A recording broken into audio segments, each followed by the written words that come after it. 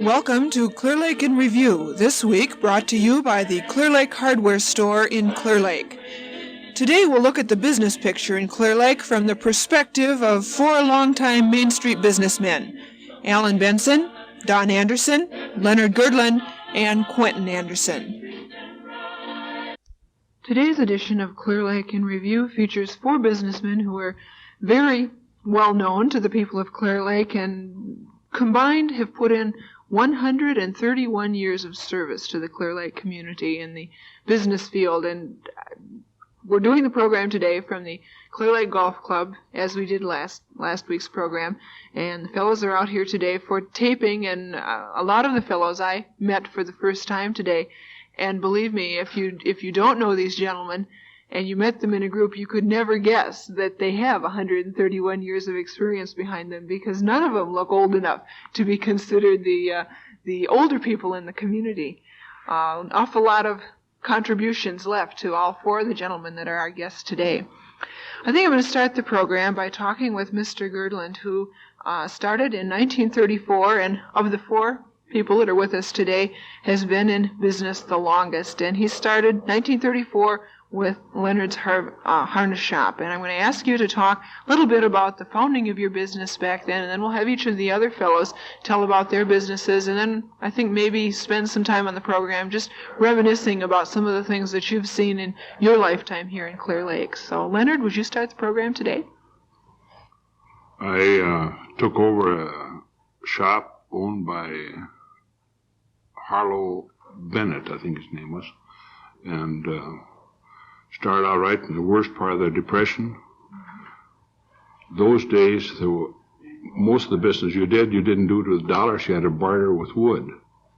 When we sold something, especially of any significance, instead of using a dollar, they used a load of wood. And I handled hundreds and hundreds of cords of wood, which meant that generally after supper, instead of enjoying yourself, you went out and ranked wood. You sold it to Joe Blow or whoever wanted wood. I'd resell it to get my money. And so it was a lot different than today. And you probably, if you grossed, $25 those days, you had a big day in business. You worked hard and had to put in not 8 hours, but probably 16 to make ends meet. Speaking of hours, I can remember the time that I was courting my wife, and I'd come home about 2:30 in the morning, and Leonard would be sitting there in his harness shop. You could see him in the window just tapping away. We had to, times were so rough those days that you had to make your business rather diversified to keep occupied year round, because the harness business was only good in the wintertime, and the shoe business was only good in the summertime. And so you had to, in order to keep busy year-round, you had to be rather diversified. For many of our younger listeners, I'm sure that if you said you owned a harness shop, they really wouldn't even know what you were talking about. What did you do and what did you make? To begin with, all we did was repair and oil, and a fellow brought in a brochure the other day that I sent out in 1934 that said that I would clean the harness, oil the harness, put it back together again for 99 cents and give him a 4-bladed jackknife besides. Yeah. He brought it in the other day. Yeah. And I made quite a few harnesses. The most harnesses I ever made was 38 sets in 1 year. Did everything, made everything. But when did you get diversified enough to start an electrical business? I was brought up in the shoe and harness business with my dad. He was a shoe and harness maker, and I vowed that I'd never become a harness or shoemaker. But hard times took care of that, and I had a chance to buy this place of business. I bought it, but still back in my head, I always wanted the electrical business because I'd gone to electrical school at Dunwoody. And even the first time when we was in the harness shop, we start out with, we wound generators for wind chargers, if you remember. That was before the advent of REA.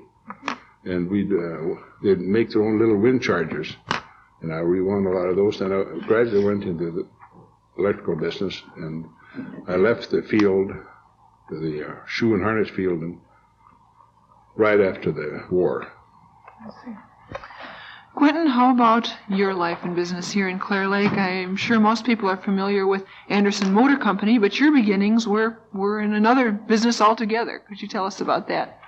Well, I began business in 1939 in the produce business, buying eggs and poultry, and stayed in that until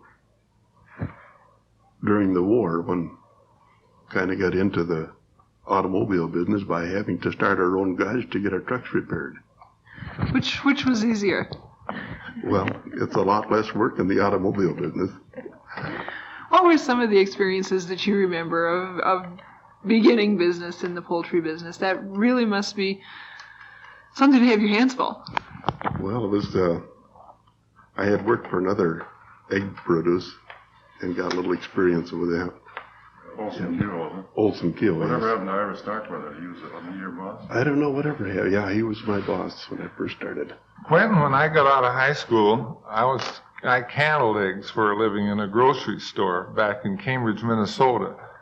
And I used to consider it quite a feat when I could candle 30 cases of eggs in one day. Yeah, 30 cases of eggs is a good day's work. Yeah. I know I had 4 girls candling eggs, and they would try to candle 25 cases a day.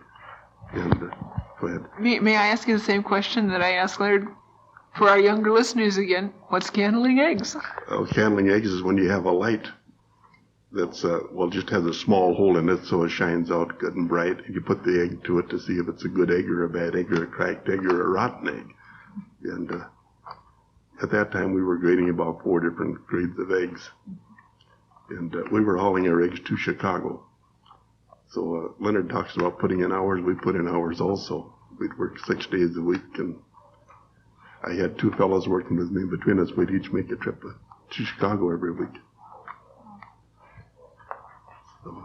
Tell us about the beginnings now of the Anderson Motor Company. Well, in 44, Joe Burr and I started a repair shop. He was hauling milk at the time to the Clear Lake Creamery. And in order to get our trucks repaired, we started our own repair shop. In 46, after the war, we got the Dodge and Plymouth agency. And Joe and I stayed together until 1950, and then I bought Joe's share of the business. And I guess that's about all I can tell you about the starting of it. Okay. I'm going to move to Don for just a minute. And same kind of a business, I guess, as Quentin started out in, the Fairway store here in Clear Lake. 21 years experience. Could you tell us about your beginnings in the business world? Yes, we bought the store. I bought the store from Fred Benson, who was a pioneer with Fairway Foods. He was one of the original members of Fairway Foods, which is now a large grocery voluntary chain. And Fred Benson was a charter member, and I don't know, how's he related to you, Allan? My uncle, my dad. Yeah, that's Allan Benson's uncle. We purchased that from him in 1950. And at that time, there was about 75% dry goods on tables and very little groceries. And we gradually converted all the store. And I can tell you, I still remember some of the prices you might be interested in those days. The old timers, sugar was 10 pounds for 89 cents, coffee 3 pounds for 69, and lard at 10 cents a pound. How would you like to go back and buy groceries at those prices again? That sounds fantastic, but I don't know how long you'd last. Yes. Don't worry, Don, I can take care of myself. Okay. Allan, how about the Clear Oil Company? 28 years of business here in Clear Lake. Tell us about your beginnings. I started with my dad in 36, and I had the job of running. He had a station up at Clayton, and I used to get up at 5 o'clock in the morning and carry my dinner. You talk about long hours like Leonard and Quentin. carry my dinner and my supper and work 7 days a week. I stayed up there for 2 years, and we come back to Clear Lake and started working with my dad in the garage. I and my brother bought him out in 1951. My dad retired.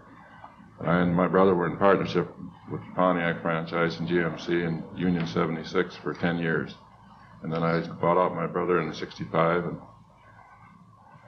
let's see, 65, 70, 71, 72, I had a heart attack.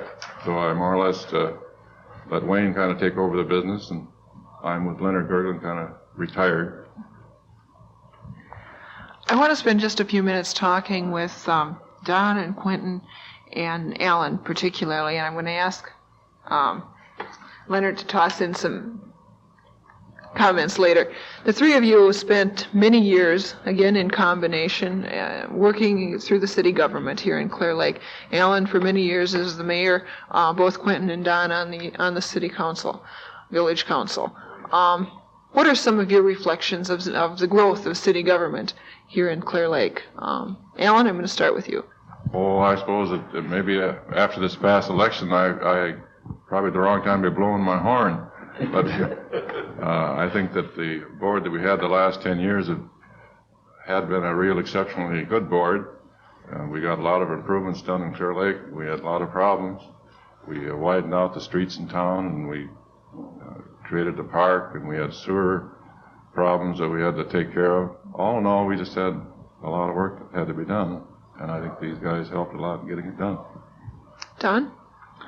Yes, I was on the council for many years, and I remember all the problems and things that came up and the improvements that come through. Like I remember when we even put in all new sidewalk in the town there. There's always some opposition to things like this, but you got to go ahead and get things like this done and act on them and go ahead and to improve the village. Quentin? I was on the council at the time we put in the original sewer, and I believe that was about in 46 or 47. 47, yeah. And of course, many other things have been done. We put in the street lights, and like Allan says, we've got our new park and widened the streets and sidewalk, got our streets all blacktop in the village. And I think I spent about 21 years on the council. I think some of the people in Clear Lake don't realize that over a period of years, the things have changed so much. When I used to have old Bill Mull, more or less run the village all by himself. I think today now the village employs probably 7, 8 guys that are working for near full time, trying to do what old Bill Mull used to do on his own. Of course, there's much more to do today than there was then. That's right. More departments. Okay, Leonard, your evaluation as the citizen who lived in Clear Lake when these gentlemen were in government. Well, I think they did a real good job, and I've seen Clear Lake from when they wasn't much, and today I think we've got a real nice town. We have a town we're proud of. Clear Lake's been good to me. I like the people, and I plan to make it my home till I don't need no more homes. How about as businessmen in Clear Lake? What do you see in the future? I think our town will continue to grow. I don't believe that, as a lot of people do, that the business is going to go to the cities and so on. Anything, I think our business will increase. People like to do business in a small town with people they know and can talk to. I think, too, that Clear Lake, as many of the other communities in western Wisconsin, is going to start to see the cities come to Clear Lake rather than the people of Clear Lake go to the cities. That the mass migration out of the suburban areas or the urban areas into the suburban areas, and it isn't going to be too long until a lot of the area of western Wisconsin is metropolitan suburb. We can see the influx here in town now. We have a lot of younger people. Of course, we have a lot of old people too, but I think that the golf course has been one big attraction for us as far as being able to create activity and bringing people together. It's hard to realize that after being without a golf course for about 15 years and have something like this come along, and the way the people get together and are so darn friendly, and I don't know, it's just amazing what a golf course can do for a small town.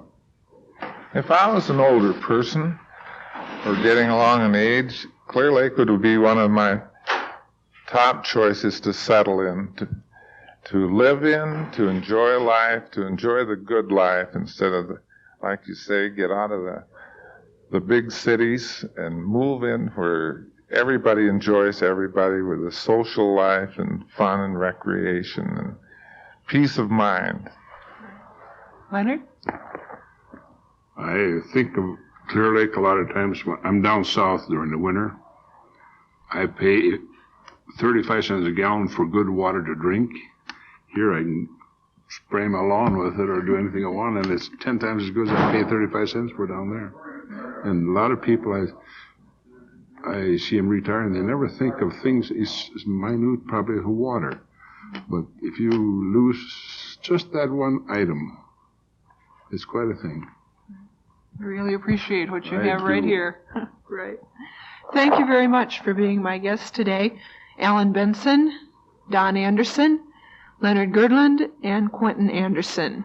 This is Evie Nurbin reporting for this week's edition of Clear Lake in Review, this week from the golf course in Clear Lake. Today's Clear Lake in Review has been brought to you by the Clear Lake Hardware Store. And remember, Kangaroo Court starts tomorrow night with a pie and ice cream social, dancing, and the court coming to order at 9 tomorrow night at the Clear